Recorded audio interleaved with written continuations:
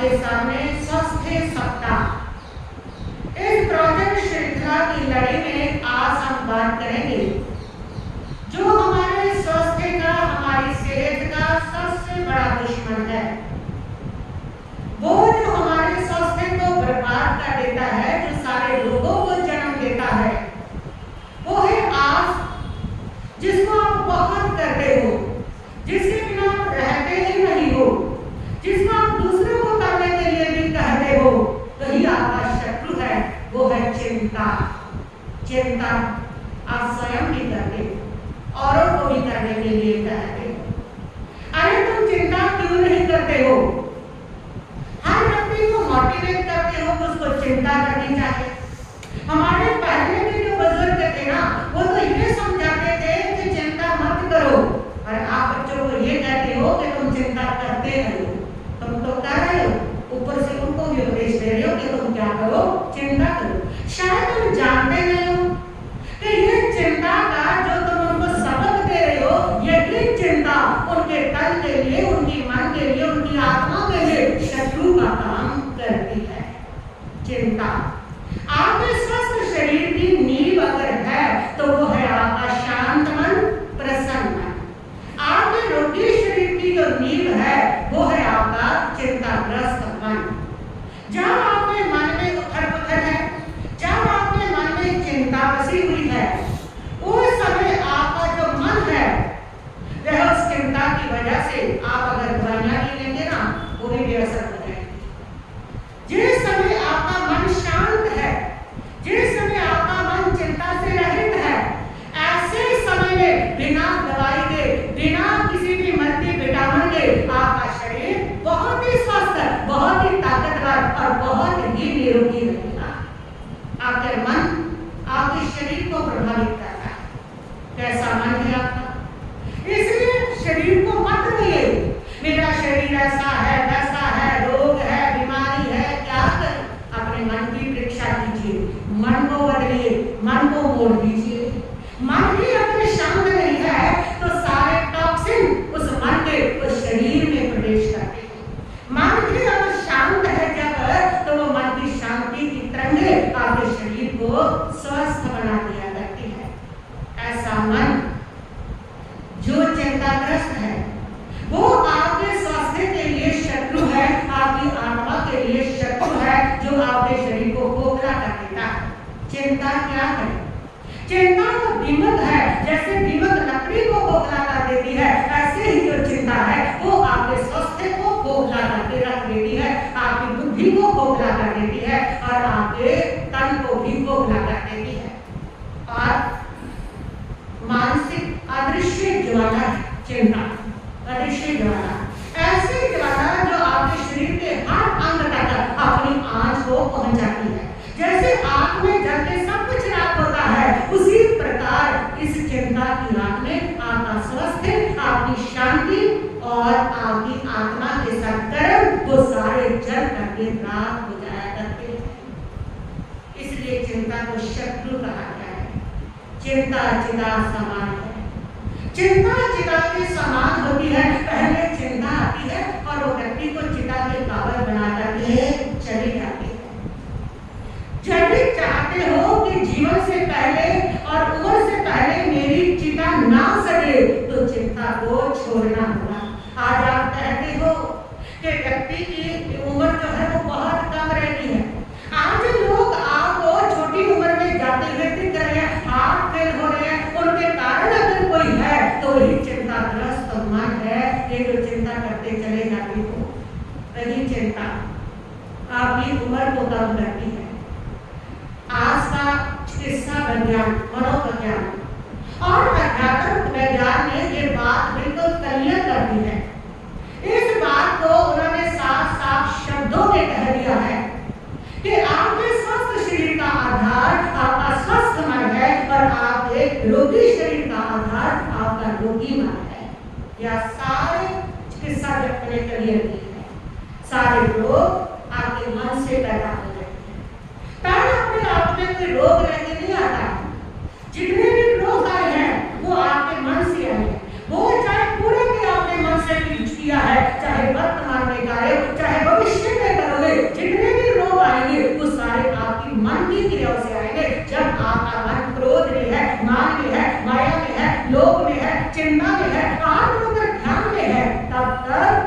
शरीर में रोग प्रवेश करेंगे।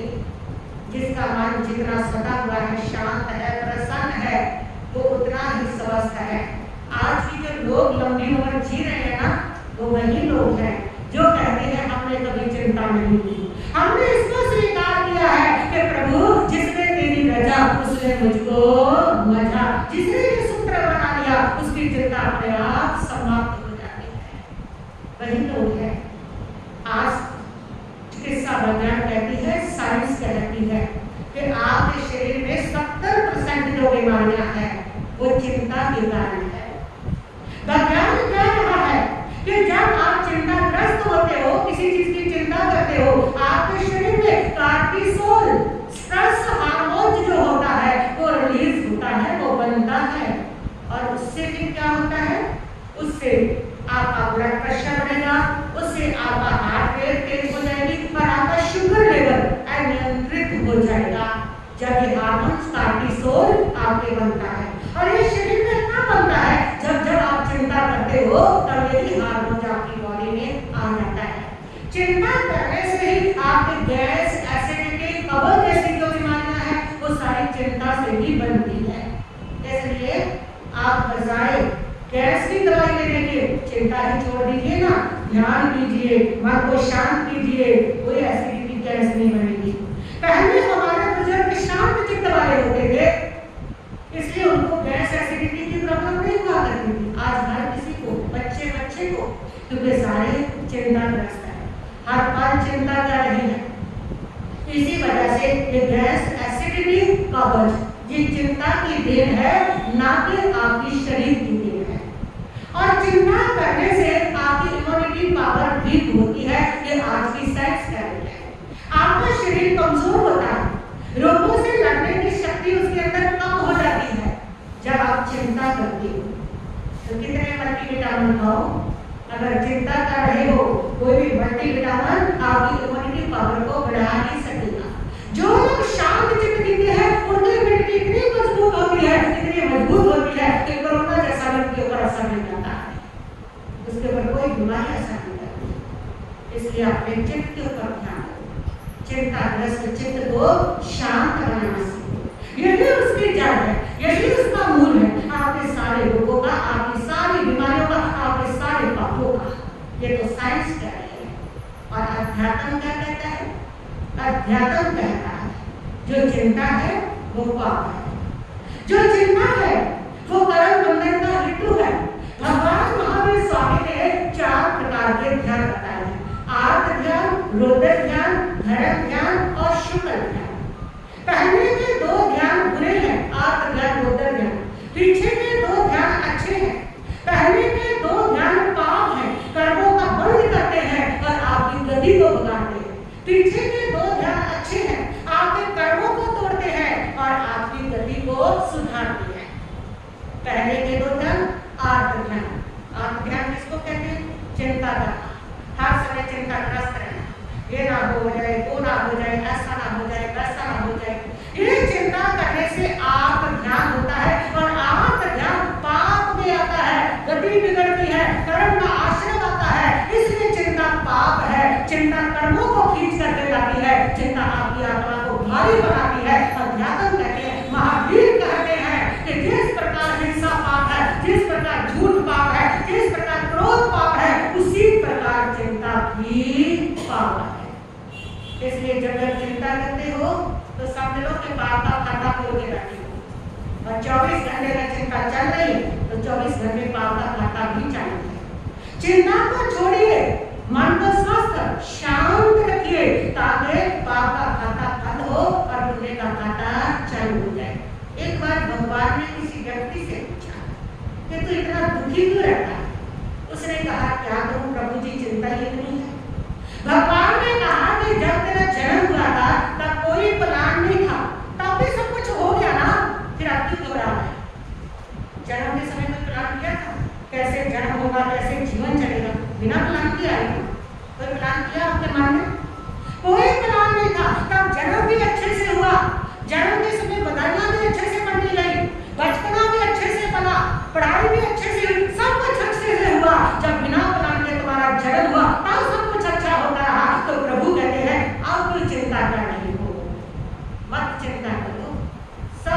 हो जाता है, अपने आप अच्छा होता है।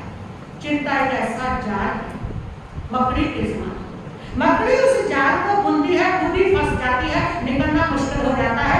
ऐसे ही चिंता है कि आज का हर व्यक्ति इस जाल में फंसा हुआ है, लेकिन निकल नहीं पा रहा, और उसके से निकलने के सूत्र हैं। पहला सूत्र है उसमें निकलने का, वो है परिवर्तन को स्वीकार करें, बदलाव को स्वीकार करें। हर व्यक्ति का मन बदलाव से डरता है। जो डरा चल रहा है उसमें जरा बदलाव दिखता है तो डर जाते हो, भयभीत हो जाते हो कि अगर ऐसा हो रहा है पता नहीं क्या हो जाएगा, क्या हो जाएगा। बदलाव आपका, परिवर्तन आपके जीवन का हिस्सा है। परिवर्तन होगा ही होगा, बदलाव होगा ही होगा, उसको स्वीकार करना सीखिए। बदलाव अच्छे के लिए होता है हमेशा, बदलाव कभी बुरे के लिए नहीं होता। देखिए आप मौसम में रोज बदलाव होता है, जितनी ऋतुएं आती हैं, गर्मी की, सर्दी की, बरसात की, सब आपके अच्छे के लिए आती है। आपके शरीर को गर्मी भी चाहिए, सर्दी भी चाहिए, बरसात का मौसम भी चाहिए, 6 ऋतुएं चाहिए आपके शरीर को, सब अच्छे के लिए आती है।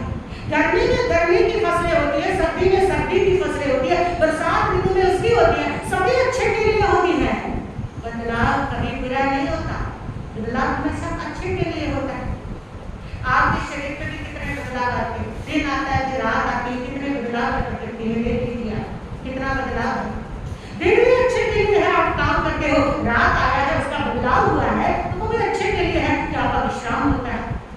अगर रात को बुरी माने कि सारे काम रोक दिए, सारे काम रोक दिए, तो बीमार पड़ जाओगे। इसलिए जो भी बदलाव प्रकृति बनाती है ना, वो अच्छे के लिए।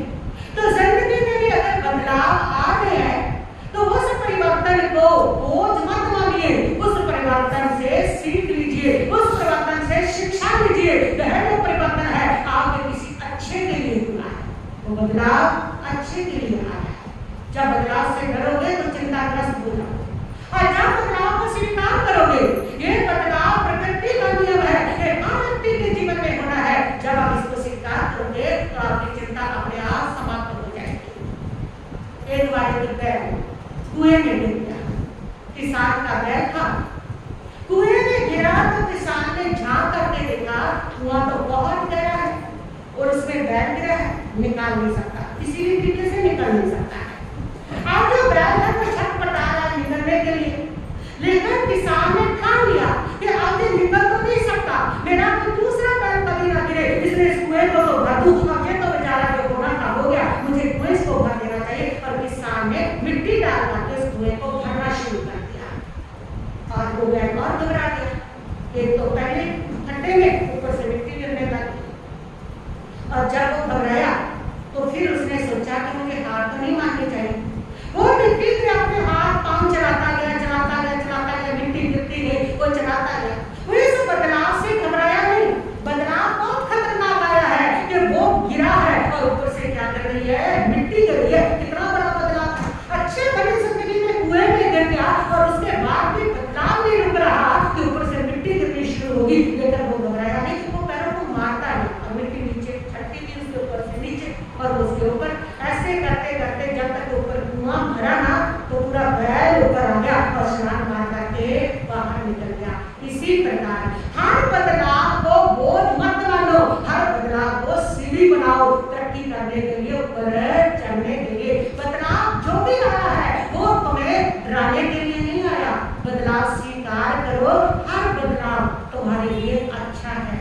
कहीं ना कहीं चाहती है आपकी कर्मा, आपके भगवान, आपके इष्ट, आपका सौभाग्य कहीं ना कहीं चाहता है कि ये जो बदलाव है तुम्हारे लिए कोई नया रास्ता होना चाहता है।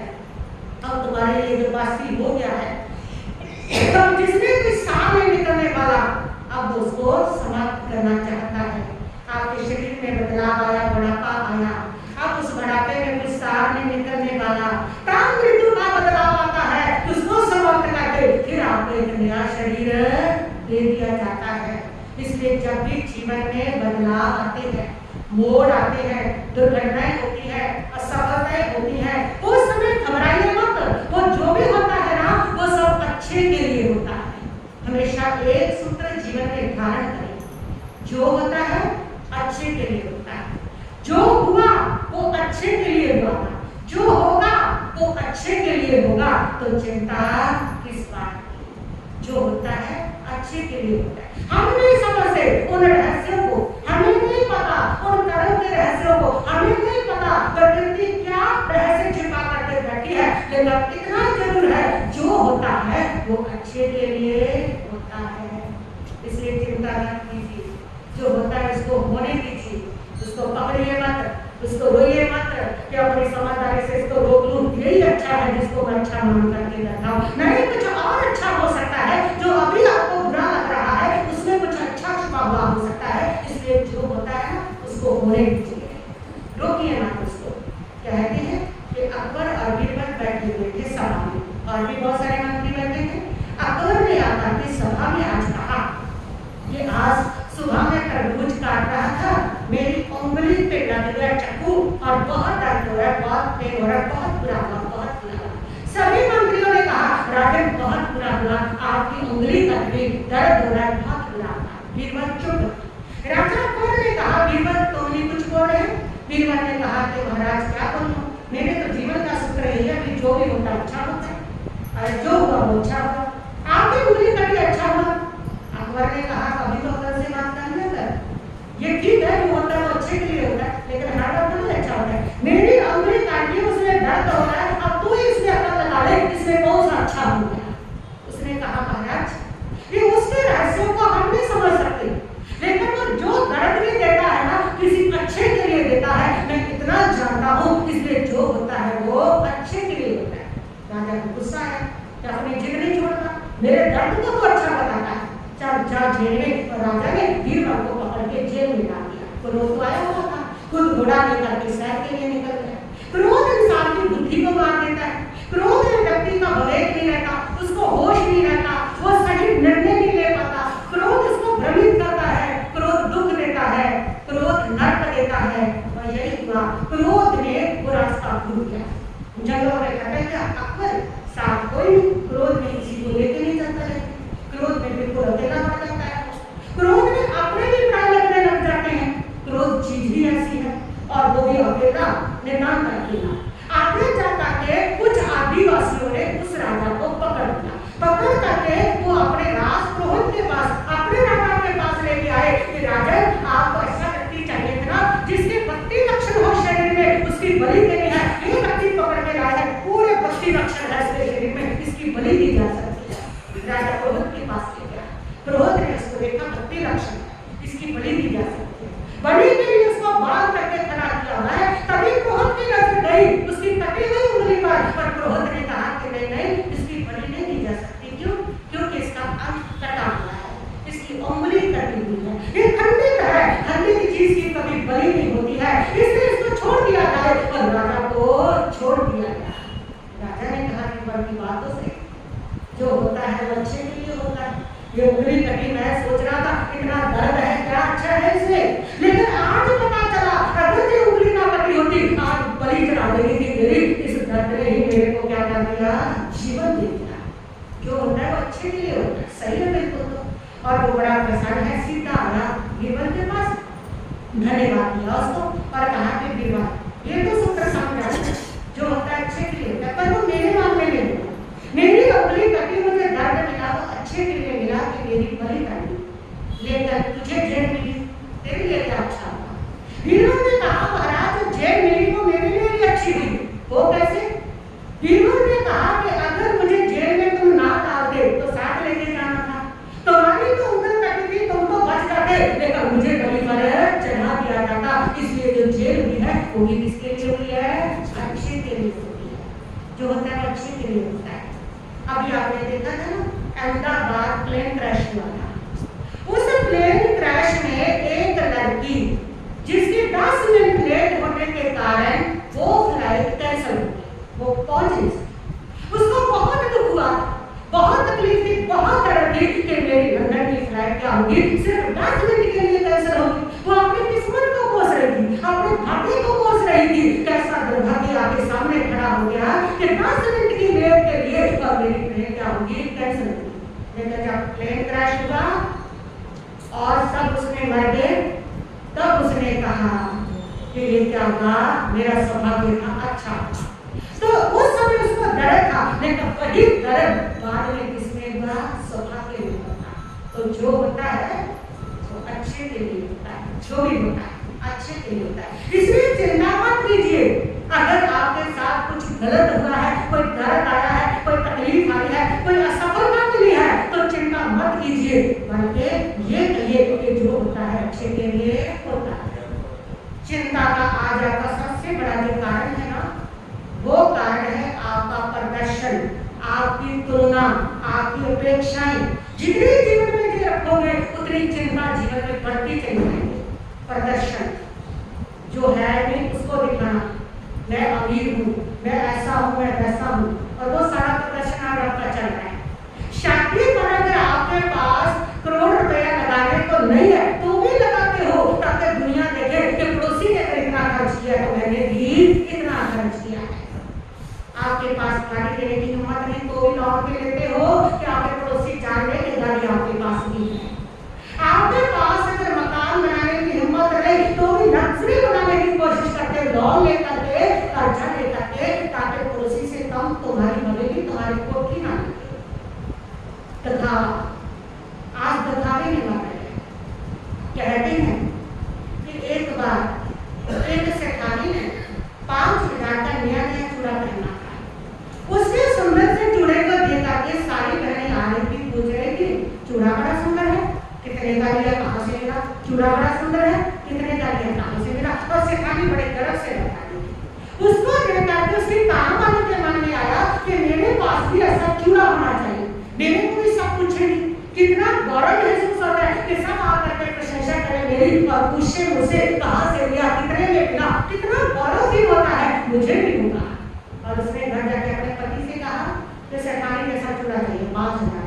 उसने कहा पागल हो क्या, 5,000 हमारी तनख्वाह नहीं और वो तू चूड़े में लगा के बैठ जाए तो होगा क्या? उसने कहा मुझे नहीं पता, जैसे मर्जी करो, कर्जा उठाओ, जैसे मर्जी एडजस्ट करो, मुझे तो क्या चाहिए, चूड़ा चाहिए। चलो जैसे कैसे चूड़ा आ गया, चूड़ा उसने ले लिया। गरीब के चूड़े को कौन देखता है, कौन पूछता है? कोई नहीं पूछता। बड़ी परेशान कि मेरा तो 5,000 भी लगा, चूड़ा भी कहना, मुझे तो कोई पूछने नहीं आया, किसी ने प्रशंसा नहीं की। दिखाऊं तो सही सबको मैंने कौन सा चूड़ा पहना है, मैं भी सेठानी से कम नहीं हूँ, दिखाऊं तो सही, और दिखाऊं कैसे? उस दिखाने के चक्कर में उसके दिमाग में एक योजना आई। क्या किया उसने? जो अपना झोपड़ा था उसको आग लगा दी, धू धू करके झोपड़ा जल गया। लोग दौड़ करके आए, गरीब का झोपड़ा जल गया, बुझाओ बुझाओ। तो लोगों ने जब पूछा कि कैसे जल गया, कैसे जल गया, उसने चूड़े वाली बाजू को रखा के कहा कि इस चूड़े की वजह से जल गया, इस चूड़े की वजह से जल गया। उसने कहा कि पहले पूछ लेते, लोगों ने जब चूड़ा देखा तो पूछने लगे इतना महंगा चूड़ा, 5,000 की क्वालिटी का चूड़ा। औरतों ने पूछा कहाँ से लाई, कैसे लाई? उसने कहा कि पहले पूछ लिया होता तो ये झोपड़ा जलता ही क्यों। ये तुम्हारी हालत है। इस प्रदर्शन के चक्कर में अपने झोपड़े जलाते, इस प्रदर्शन के चक्कर में अपने मन को रोगी बनाते। दिखावा।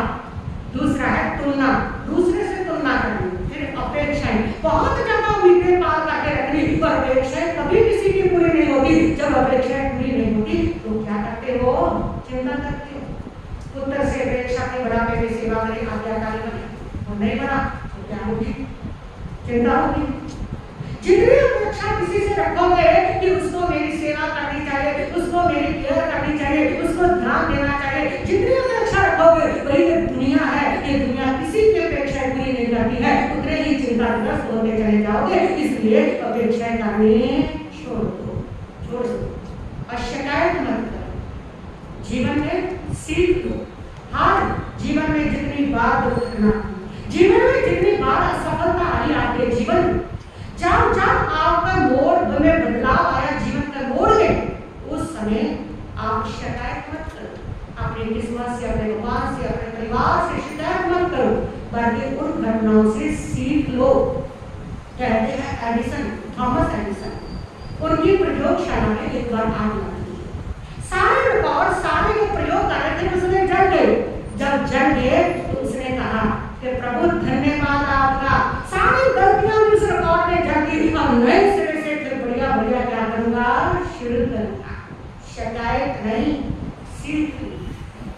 क्या है, सीख ली।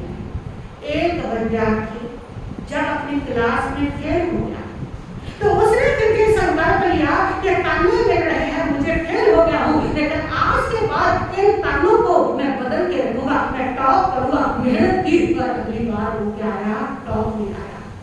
शिकायत में, किस्मत से शिकायत में सीख। तो आपके जीवन में जितने भी दुख आते उनसे शिकायत क्यों करते, जितने प्रॉब्लम आती है, अरे भाई उनसे सीख लो, संकल्प लो, आगे बढ़ने का सीखो उनसे कुछ। यही तुम्हारा जीवन होगा।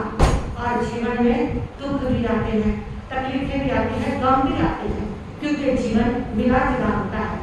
जीवन के साथ आप देखिएगा कि जैसे धूप छाया साथ साथ होते हैं, दिन रात साथ साथ होते हैं, ऐसे ही जीवन में सुख और दुख भी होते हैं। उन दुखों के साथ समझौता करना सीखिए, उन गमों के साथ, उन तकलीफों के साथ। गाते हो ना, तुम गाना क्यों चलाते हो? समझौता गमों से कर लो, समझौता गमों से कर लो, जीवन में गम भी आते हैं। समझौता गमों से कर लो, समझौता गमों से कर लो। गम, तकलीफ, संकट, मुसीबतें जीवन का हिस्सा है, इनसे समझौता करना सीखिए। जब जब प्रॉब्लम आती है तो आप समझौते करते हो।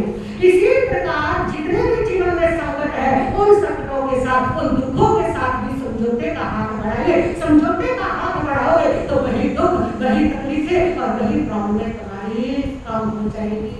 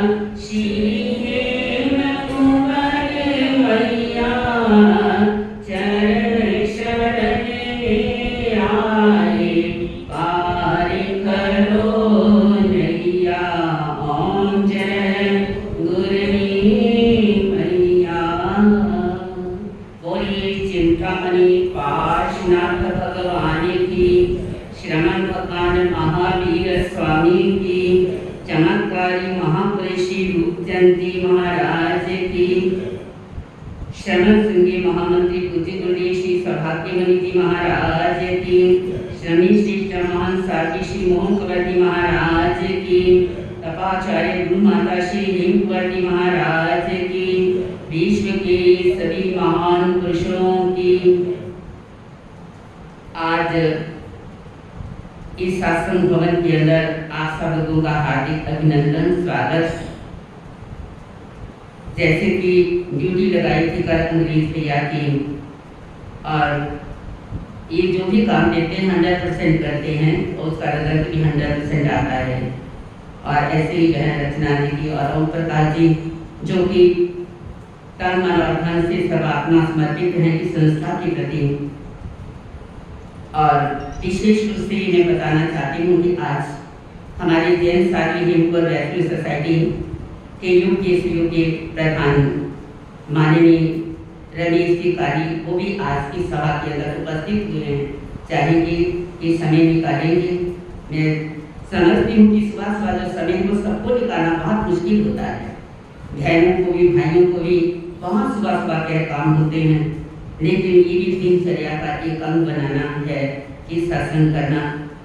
तो रमेश जी जो कि अब वर्तमान के ये सोसाइटी के कॉलेज के और स्कूल के जो है वे प्रधान है, और मेरे को ये कहते हुए प्रसन्नता है, खुशी है कि यानी रामा मंदिर के अंदर यानी जब पता चला कि ये क्या बने हैं, प्रधान बने हैं, तो पता नहीं कितने लोगों ने हमें बहुत अच्छा रिस्पॉन्स दिया और बधाई दी कि हम ये आशा अपेक्षा करते हैं कि इनके कार्यकाल के अंदर जो ये जैन साकी हेमकुवर रेस्क्यू सोसाइटी के जितने भी प्रोजेक्ट हैं और ये जितनी भी संस्थाएं चल रही हैं यानी बहुत ज़्यादा आगे प्रगति करेंगी।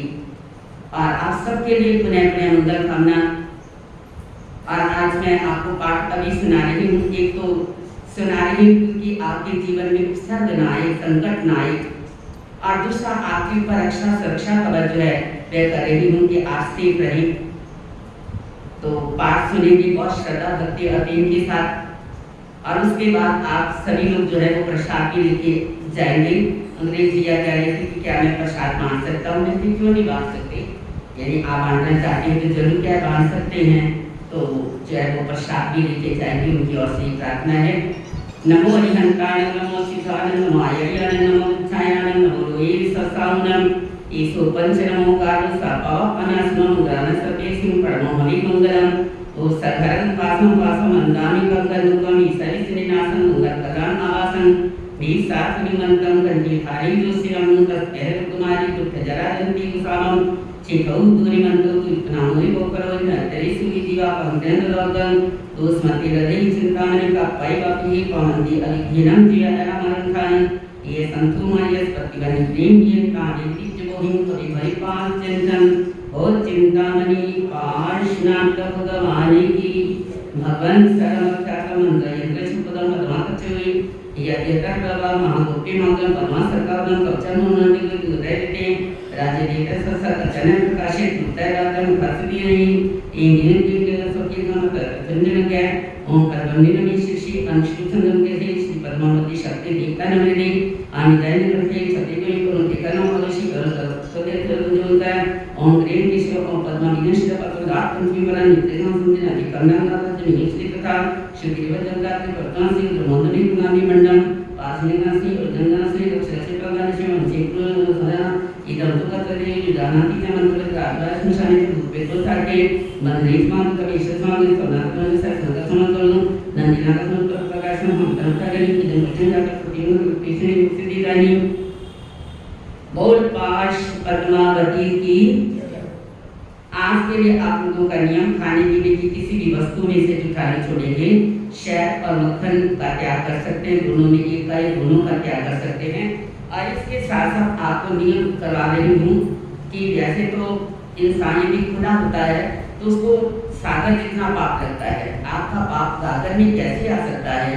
तो उसके लिए मैं नियम करवा रही हूँ कि आंखों के द्वारा आप जितना देखेंगे उतना ही आपको क्या दोष लगे, बाकी सबका क्या त्याग और उसके साथ साथ कानों से आप जितना सुनेंगे उतना ही आपको दोष लगे, उससे ज़्यादा आपको आपका त्याग, और नाक के द्वारा आप जितना सूखेंगे मतलब जो भी है उसको आगाह रखें, बाकी सबका त्याग, और रसना के द्वारा या जुबान के द्वारा आप जितना बोलेंगे अच्छा बोलेंगे, श्रेष्ठ बोलें, जितना खाएंगे पिएंगे उस सबका आपका आगाह रखें, बाकी सब चीज़ों का आपका क्या त्याग, यानी जितना आपका खाने में है तो फूट रखे, खाने में पीने में बोलने में जो भी आए उतना खुला रखे, बाकी जो आप बोल ही नहीं रहे, जो खाई पी नहीं रहे हैं मतलब उस सब का क्या करवा रही हूँ, त्याग करवा रही हूँ, ताकि जो आपको रोज पाप आप त्याग नहीं करते खुले में पाप लगता है वो सब आपका पाप क्या हो जाए उतना ही लगे जितना आप क्रिया करते हैं, और उसके अंदर भी आप क्या रखें, विवेक रखें, और उपयोग से अंदर